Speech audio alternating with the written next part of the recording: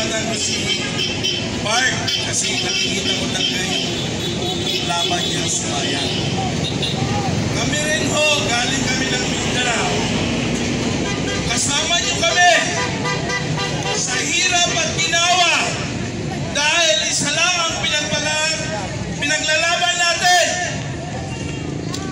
Ang korupsyon ng blood control, ang pondo ng PhilHealth, ang pondo ng gold bar na ninakaw nila dyan sa Central Bank. Nasaan na ngayon? Wala. May dalawang tao na hindi mahuli ng mga PNP. O ito, ang sabi ni General Browner, kasama daw niya ang taong bayan.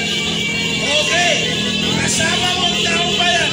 Ngayon, Browner, sasabihin ko sa iyo, andito kami ngayon sa entablado. Kung mahuli mo ang magnanakaw sa Kongreso, sino kaya itong magnanakaw?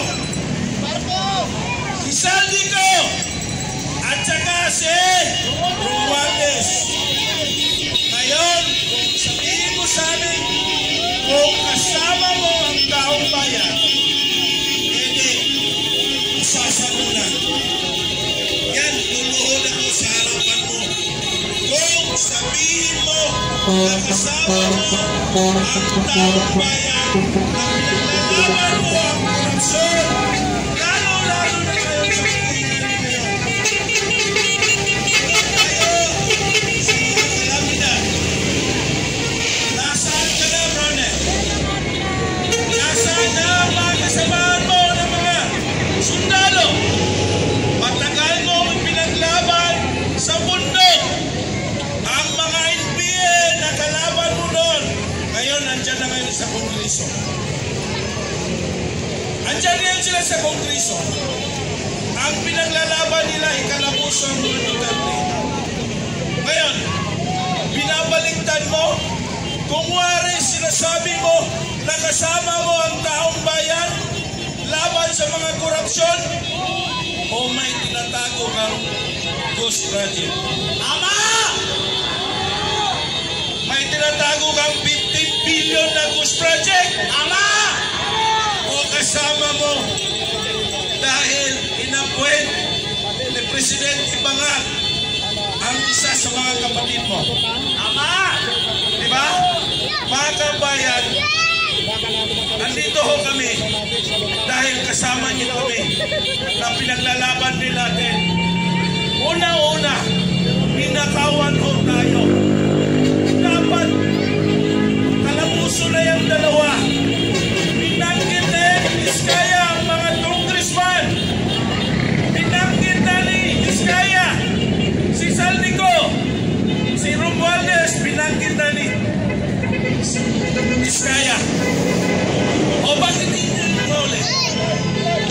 Ang mga kalabuso ang magnanakaw ng sardinas, kalabuso nyo. Magnanakaw ng mangga, kalabuso nyo. Samantalang itong billions of piso, trillions of piso ang ginagawa mo. Ngayon, Marcos, sabihin mo sa akin kung wala ka focus sa pinsan mo. Di ba?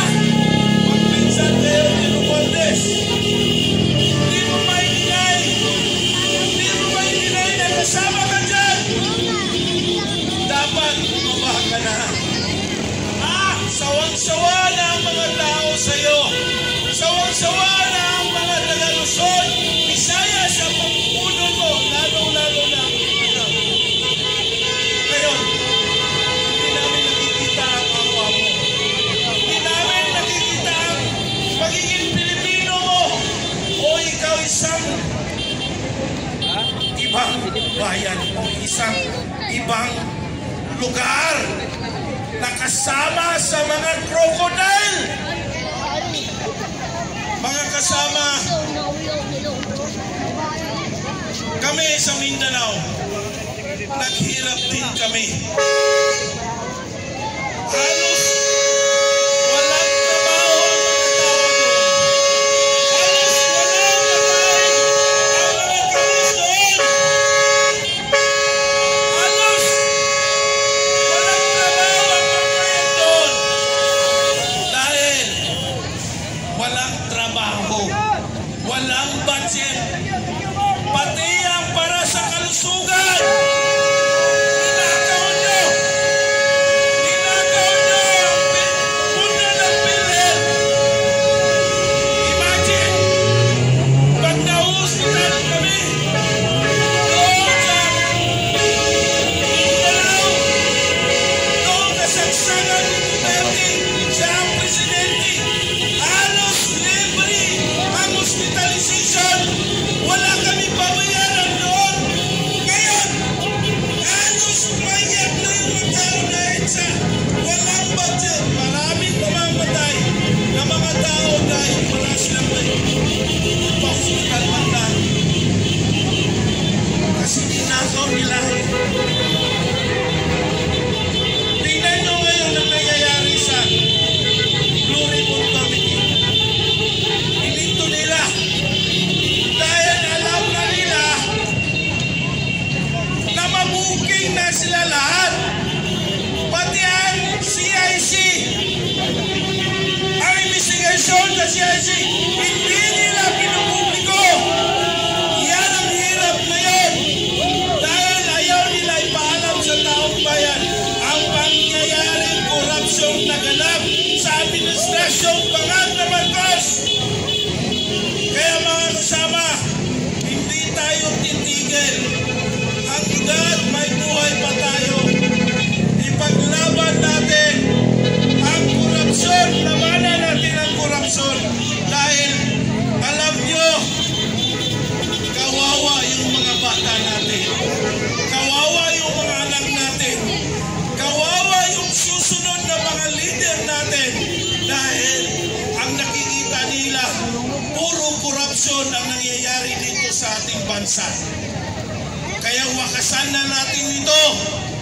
Mga kasama, sabihin natin, Marcos resign! Marcos resign!